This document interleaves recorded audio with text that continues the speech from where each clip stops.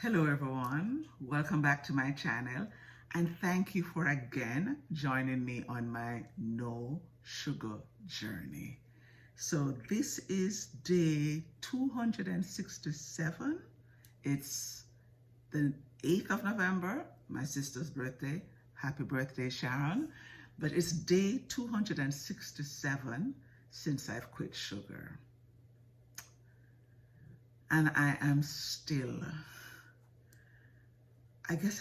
sometimes a little bit amazed. That's the word, I am amazed. Now, as I told you in the first video, part one of the how I quit sugar for 250 days, I did say I'd be doing a series of videos and I think I'll do about 10. So this is part 3 and I want to talk today about another skill that I learned on this no sugar journey. And I want to emphasize that when we decide to quit sugar, we really need to be as educated as we can be, because we need to know what to look out for and we need to know what to expect. And it's not only about quitting sugar, because if it only took a determination to say, okay, I'm done with sugar, then we would have all have quit already.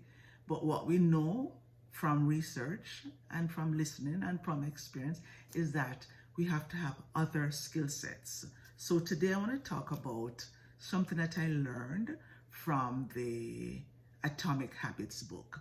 Now, some of you may have heard about Atomic Habits by James Clear, where he speaks about how to form and break habits. Well, one of the things he talks about is the plateau of latent potential. And that for me was another skill that I learned. So let me tell you what that's all about. Now, James Clear in his book Atomic Habits reminds us that little things add up to big things. When we want to form new habits, we have to think in terms of stacking little things. But he says, and we know, that the problem is that it takes time for the little things to amount to the big thing that we want. Yeah. So we know that if we want to quit sugar, and if we decide that we're going to do it as gently as we can, then we know, you take one thing out of your diet, you take another thing out if you want. And those are changes, but little changes don't immediately give you the result you want. So if you quit sugar and you're still eating other things that may not be as healthy, then you may not lose weight as quickly as you want. And unfortunately, when we don't see results immediately, sometimes we get discouraged and sometimes we quit our program and we say, I'll just do whatever. We don't want to do the whatever anymore.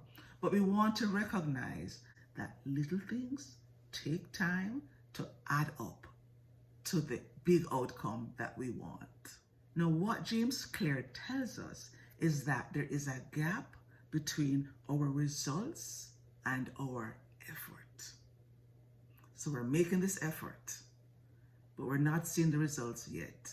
And in between, there's a gap, which is what is called the plateau of latent potential. Lots of things are going on below the surface, but we're not seeing the results yet. And he gave an example of like you're boiling water. I don't remember if that was the example, but that's what comes to mind. You turn the stove on, you put the egg in. The egg, you've just taken the egg out of the fridge. Oh, no, this is not his example. This is mine, for sure.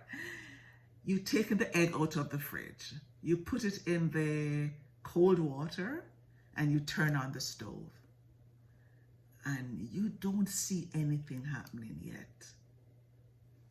But it's happening. It's boiling.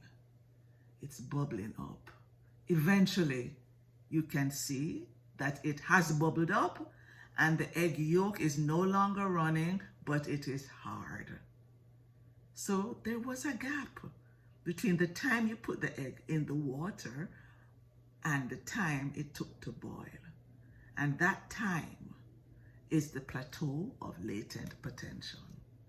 And it's the same if we decide to quit sugar. Slowly, the little things that we're doing will add up. So like I said, today's day 267 and I've now lost 30 pounds. It's been 9 months. Now, when I had reached 60 days, I knew I had lost some weight, but it was not what I had wanted yet. You know, I was thinking, Tanya, you can do better than that. But hey, it took as long as it took. And I had to keep reminding myself that there is a gap between my effort and the results. And that's a mindset that we need to have, where we're not just trying to lose weight and we're not just trying to wear a size, whatever we want to wear, but we're building slowly new habits because we want to have a new lifestyle and we want it to be sustainable. And for it to be sustainable, we have to make the effort. We have to ensure that we're not just looking for a quick fix and looking for fast results, but we have to be patient with ourselves. As I said in 2 videos ago, I think part 1, I spoke about self-compassion. You have to be gentle with yourself. You have to say, you know what? It didn't take me a day to get here. It didn't take me a month to get here. And for many of us, it didn't take a year either. It took time. And in that time that we developed bad habits and became sugar addicted, during that time, our brains got wired to love sugar, to love instant gratification, to love eating a certain way. Now you're telling your brain that you don't want to do it like that anymore. You want to change. Your brain is going to say, hold on. No. I didn't sign up for this. So it's going to take time. It's going to take time to form a new habit. So give yourself that grace. Allow yourself the time you need, and remember to be gentle with yourself and be patient, because there is a gap between your effort and the results you want. And that is the plateau of latent potential. So as you continue to invest in yourself, as you continue to try new things, form new habits, remember, it takes time. How long? As long as it takes. I had to start saying that to myself. It takes as long as it takes. So it has taken me 9 months to lose 30 pounds. Years ago when I was younger and I did keto, I lost 20 pounds in 1 month. 1 month, 20 pounds. But it wasn't sustainable.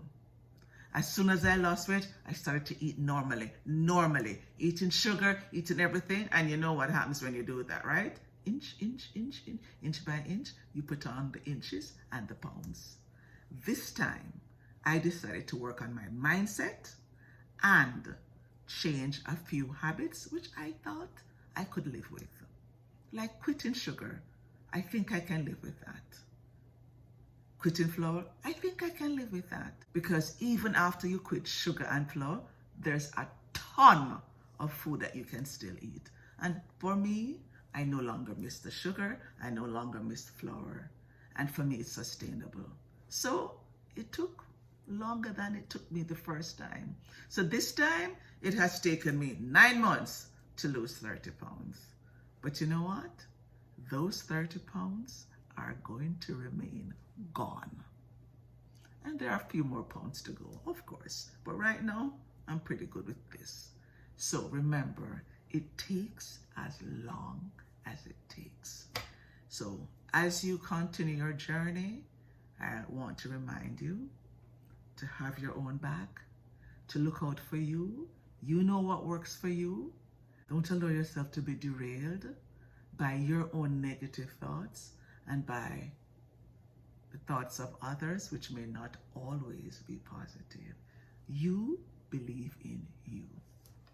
Thank you for joining me, and I'll see you in the next video. Bye for now.